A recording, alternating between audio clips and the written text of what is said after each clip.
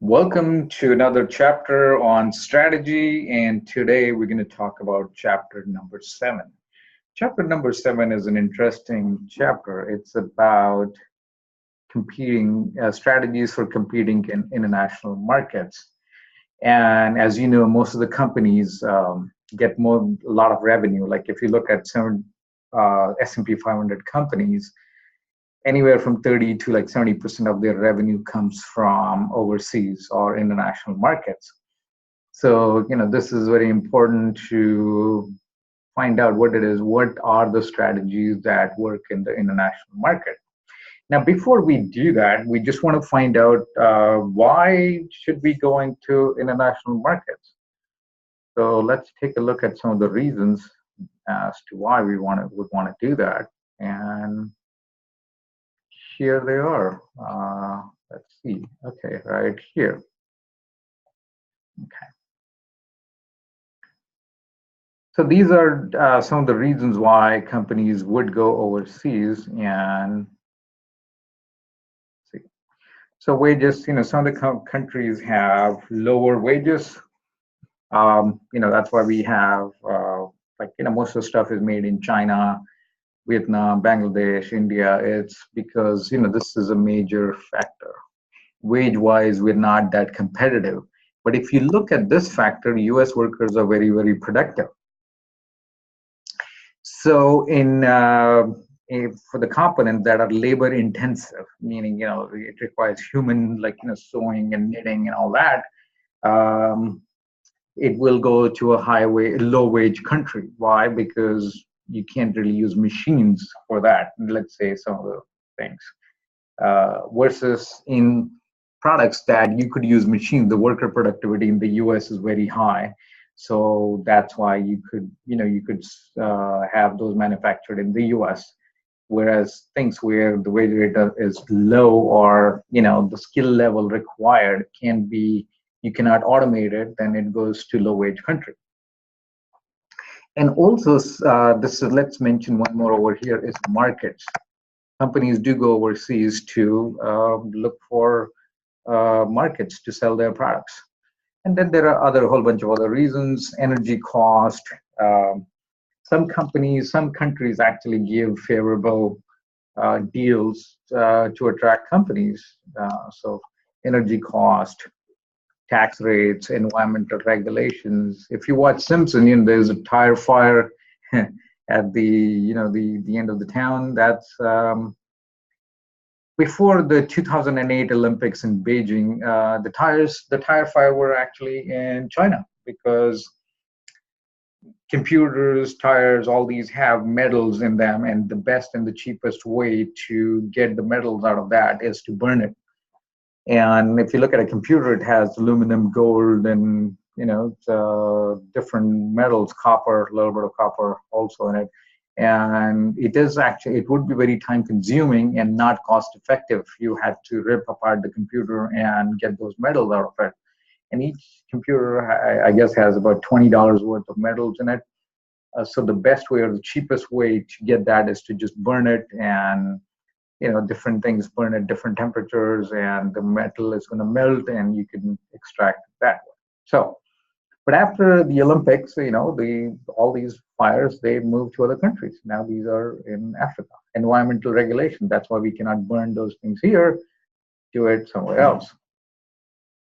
And some countries also give favorable tax treatments. That's one way to attract companies there. And you could go to go overseas for access to resources. It could be the human resources, meaning people with skills, scientists, engineers, doctors, or it could be natural resources, which is oil, gas, gold, diamond, things like that. And this also, inflation rate, and also another thing that is an important role is exchange rates. And in one of the previous chapters, I did mention why exchange rate plays such a big role in making a country more competitive. And I'm just going to recap just a bit. So if you were to go over here, go to FinWiz, and as I had explained, if you look at how much the dollar has moved around in the last, let's say, 5 years, and this is the same example that I had used in my earlier explanation, is that this from 80 to close to 100, that's like 25% increase in the dollar. So if a company is importing, it's actually good. A stronger dollar is good because you can buy more. Versus a country is exporting, then it's not good.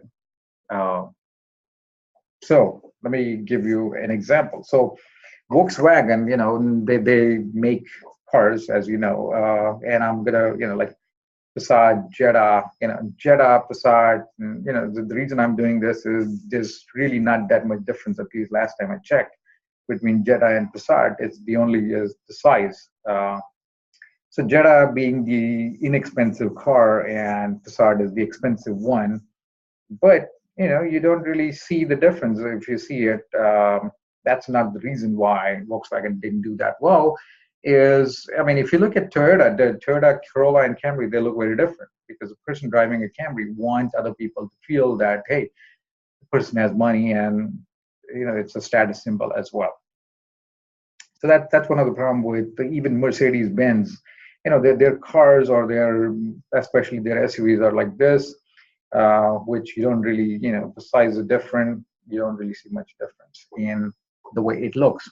But anyway, getting back to the Volkswagen thing, guess what? Volkswagen is made in Germany, and they were exporting cars to US, which means US is importing.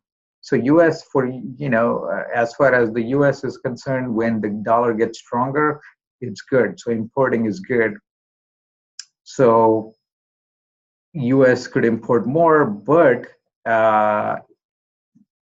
so US is, Volkswagen is able to sell more cars in the US. But when this happens, when dollar goes down, guess what? Now Volkswagen cars are more expensive in the US.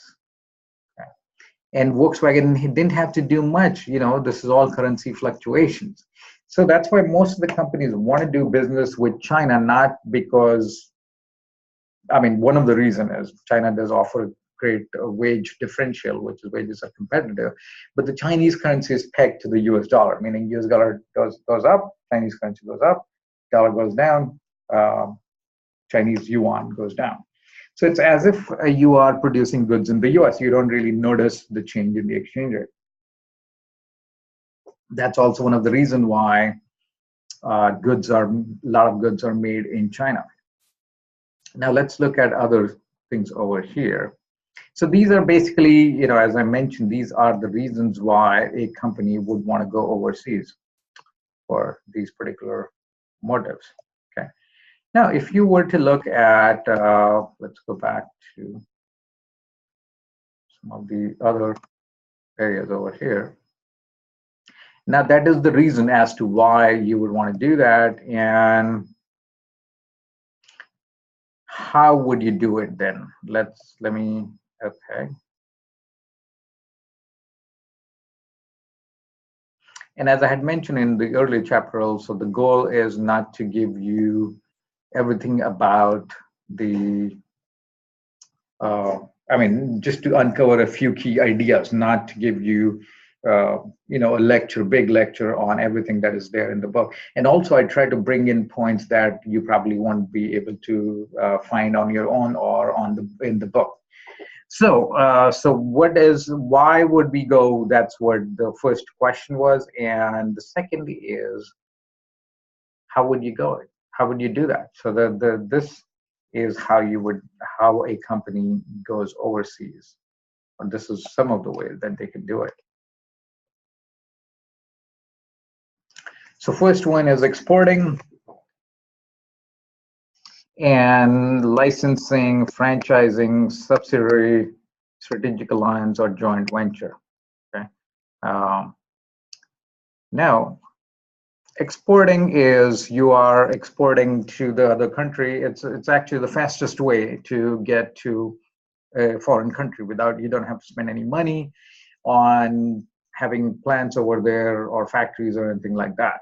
So exporting is the fastest way, but at the same time, the disadvantage is with exporting, you don't have as much control over the market, and your competitors over there could just copy your products, and so you have a one-time business, and after that, your competitors in the overseas markets have copied your goods, and you don't have market anymore.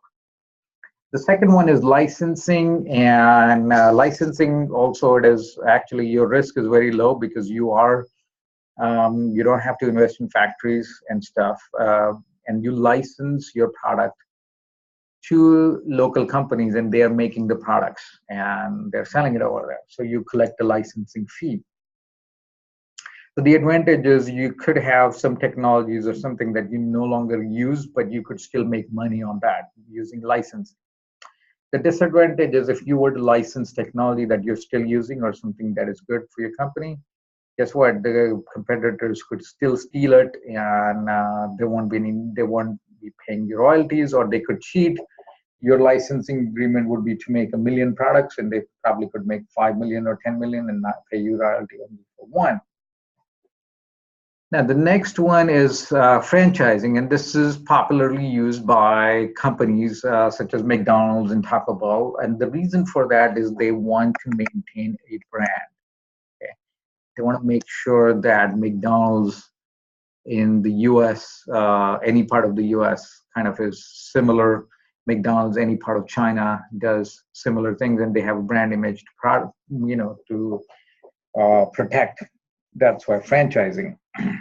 The disadvantage of franchising could be that the local owners may not do what the franchise, what, let's say, McDonald's wants them to do, and that, or if there is a problem with the local the McDonald's location, then it reflects negatively on the company's image. The next one is subsidiary. Actually, here you could even enter over here, after franchising, partnerships or some kind of alliances, things like that, at the strategic alliance one. So I would actually move this over here because the commitment required in strategic alliance or joint venture is actually lower than the commitment in subsidiary. So let's move this to number 4. The reason for that is we're going by this. Okay, so the commitment required over here, the commitment keeps increasing. So for exporting, you don't really need as much commitment from the company, versus when you have your own subsidiary or your own foreign operation, then you need a lot more commitment, a lot more resources. There, the risk is a lot higher, versus the risk is the lowest over here. The risk is the highest over here. Okay. So subsidiaries, you're opening your own branch over there, own factories. Strategic alliances, you're entering an alliance with a local company or starting a joint venture with foreign partners. The problem with, let's say, subsidiary is, again, it is costly, it is time consuming. But the advantage of that is you have total control over the operation, and you can dictate what you want to do about the products and services that you provide. Strategic alliance, the problem with strategic alliance is your partners may cheat or may not bring in the expertise that they say they have. Same thing with joint ventures, and also the disadvantage is your partner could become your competitor once they knows enough about the technology. The good thing about it is sometimes this is the only way a company can enter a foreign market. Like if you go to China, you cannot have 100% on US owned company there. You have to partner with the local company. So it has to be a 50-50 partnership. I think in some cases it needs to be the local company needs to have 51%. So sometimes, most of the companies actually would prefer to go alone over there, but because of the regulations and restrictions, they have to go for joint venture or a strategic alliance.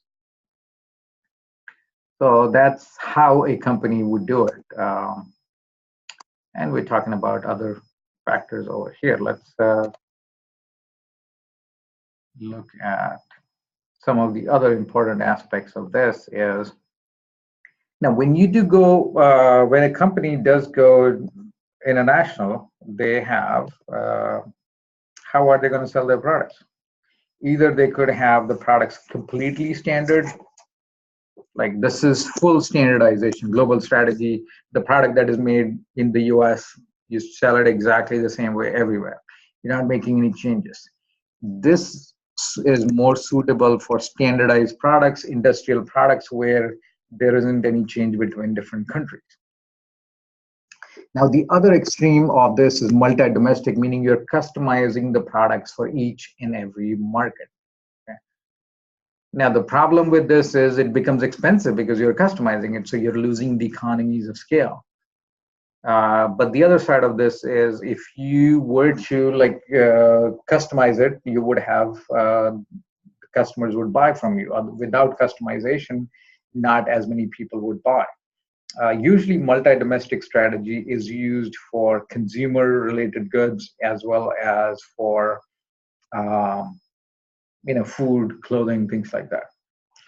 Another thing about the global strategy is any luxury items, like people want to wear Nike shoes, Chanel perfume or Gucci or whatever, that's also standardized because they don't want it to be customized. They want it to be standardized.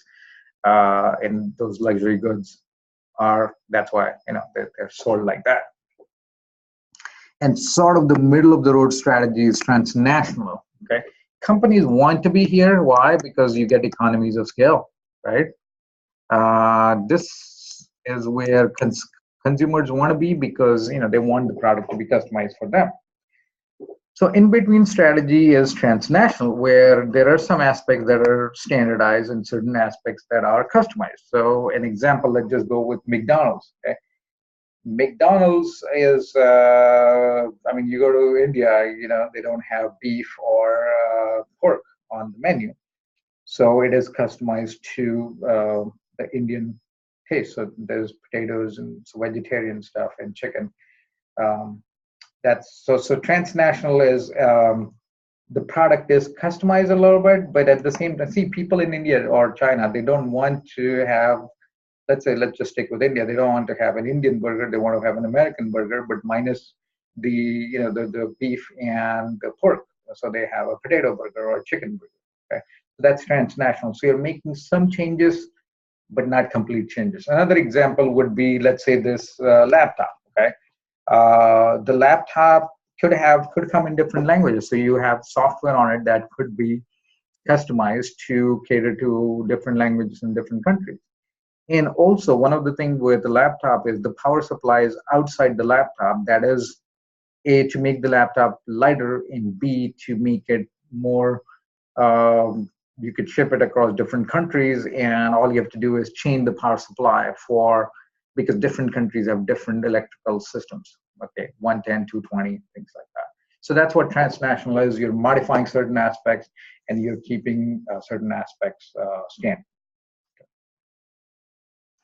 So that's basically what these strategies competing in the international market. Let me look at something else that is anyway.